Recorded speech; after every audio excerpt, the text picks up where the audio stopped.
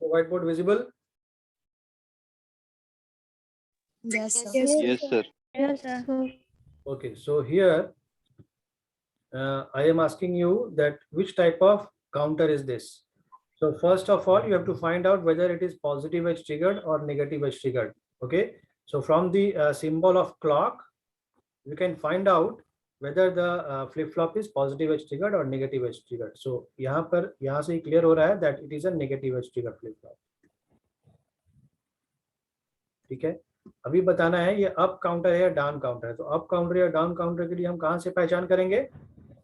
हम पहचान करेंगे from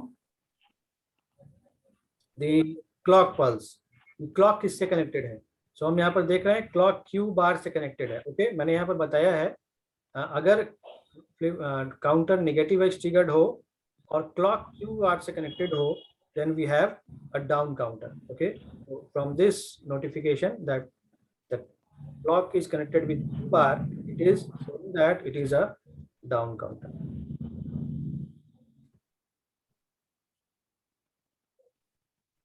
Okay, now one more thing can be asked from this question, that what is the mode of this counter? What is the mode of this counter? यहाँ से एक question और बनता है.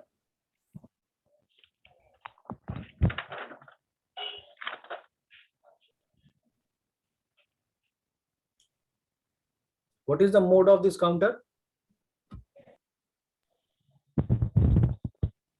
Or how many states in this counter? This can also be asked in this way. Sir 8 state होगा और 7 से 1 count हमें कि वो करेगा. What? 7.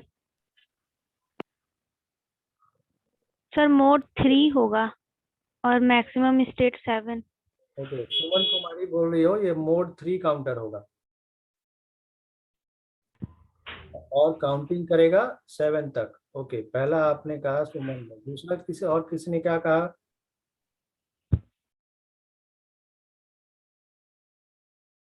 Yes, tell me what is the mode of this counter?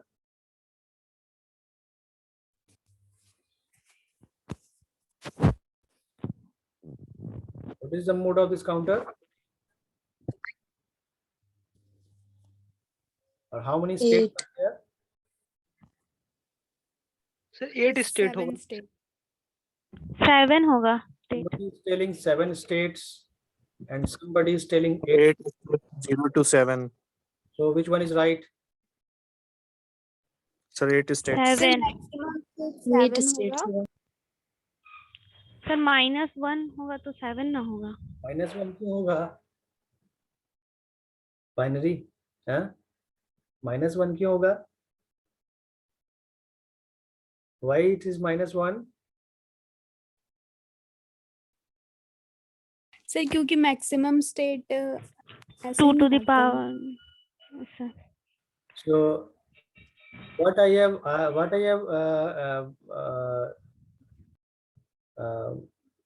told you yesterday, that if we want to design a mode 8 counter, then how many flip-flops are required? 3, sir. So 3. how you have found out?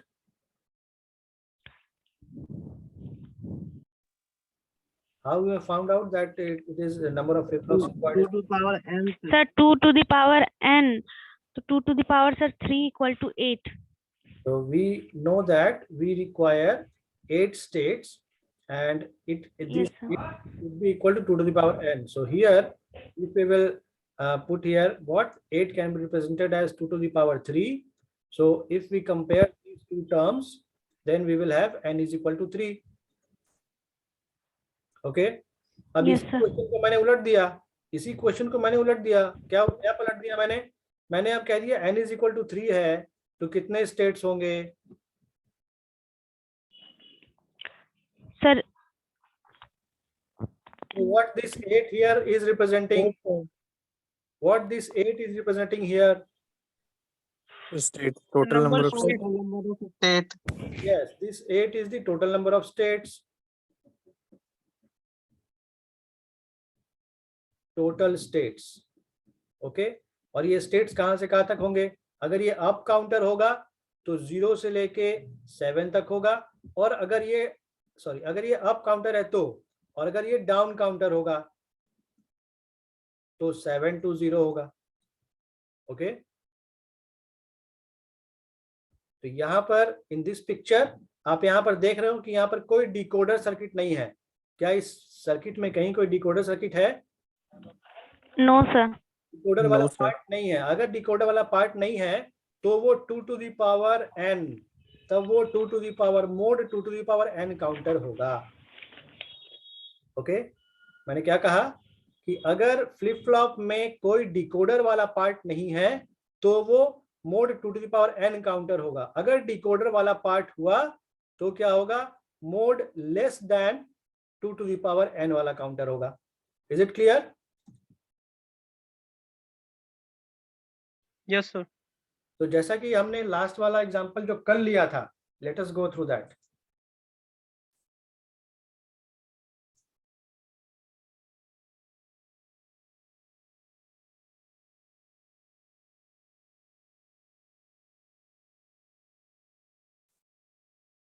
Okay, so हमने यहाँ पर क्या लिया, आप लोग देख पा रहे हो? हमने यहाँ जो मोड 5 काउंटर डिजाइन किया था, हमें Audible? Yes Yes, sir. sir. हमने यहाँ पर कल मोड 5 काउंटर डिजाइन किया था। तो इस मोड 5 काउंटर में ये मोड 5 जो है, this 5 is representing the number of states, and this is the example of mode less than 2 to the power n counter, isn't it? तो यहाँ पर Yes, sir. Yes. यहाँ पर हमने जो यहाँ पर NAND गेट लगाया है, हमने इसे क्या कहा था? This is the decoder part.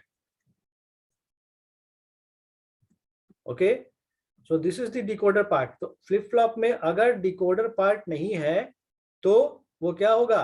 वो mode 2 to the power n counter होगा। मतलब जो भी 2 to the power n का वैल्यू होगा, अगर n इज इक्वल टू 3 है तो 2 to the power n मतलब 2 to the power 3 मतलब 8, यानी कि मोड 8 काउंटर होगा अगर 3 फ्लिप फ्लॉप है तो।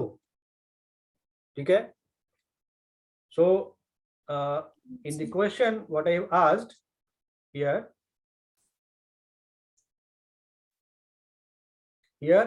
there are 3 flip flops and there is no any decoder part, so it will be a mode 2 to the power n, that is 2 to the power 3 मतलब 8, यानी कि मोड 8 काउंटर होगा। और ये अब काउंटर है या डाउन काउंटर है?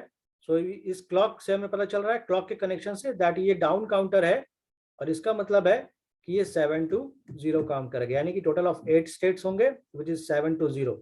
Okay, is there any doubt now? Sir No, sir अब काउंटर सर कैसे पता करेंगे? कोई बताएंगे? सुमन का आंसर बताएंगे कोई?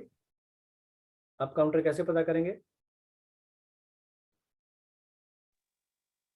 सर जो 0 से 7 तक जाएगा वो आपका डर होगा सर। नहीं, ये डायग्राम में कैसे पता चलेगा आप काउंटर है? कोई डाउन बताएंगे? काउंटर तो Even bar जब वो next- ओके, clock युगेश, से जब second. नेक्स्ट का Yugesh, okay okay, Yugesh sir जो आउटपुट है फर्स्ट फ्लिप फ्लॉप का वो क्यूएन बार कनेक्टेड होगा सेकंड फ्लिप फ्लॉप का नो नो नो, clock पहले pulse से पता तब करना है।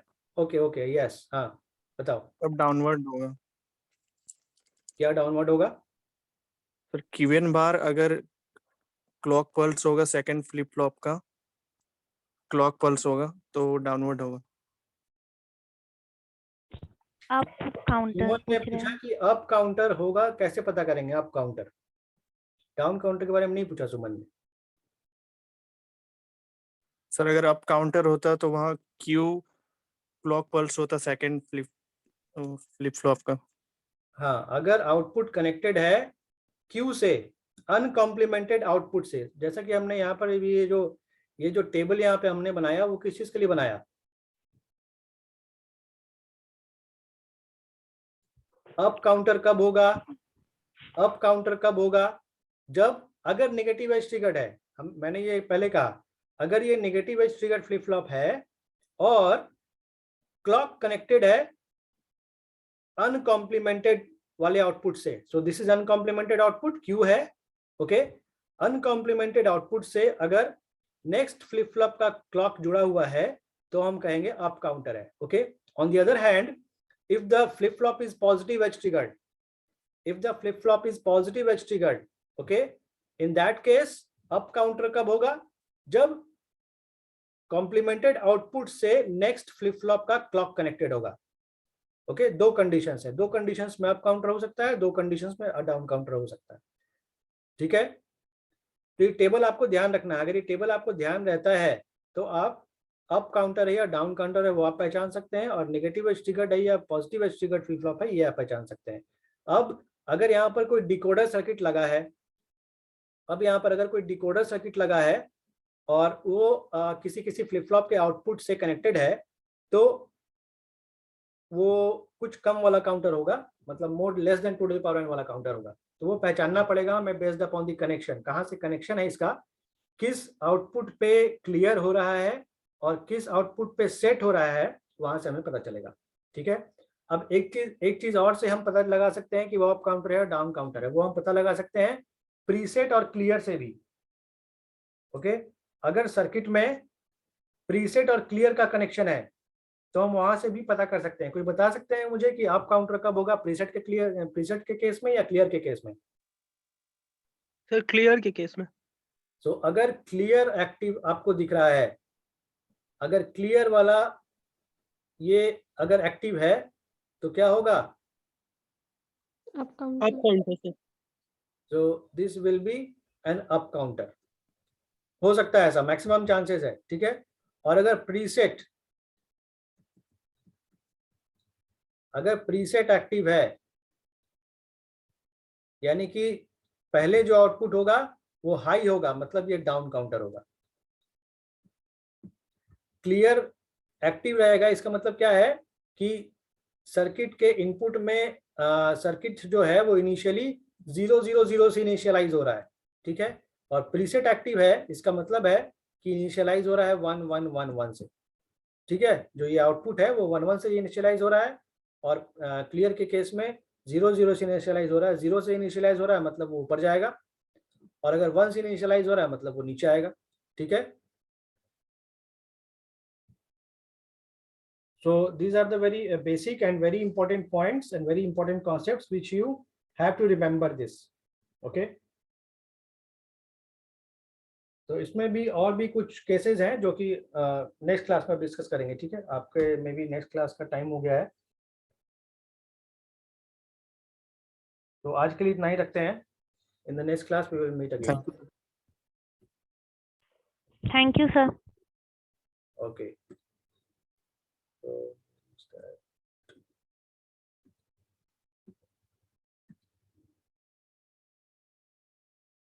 आज के लिए इतना ही रखते हैं। आई थिंक मुझे अटेंडेंस का स्क्रीनशॉट किसी ने भेजा है, ओके, थैंक यू।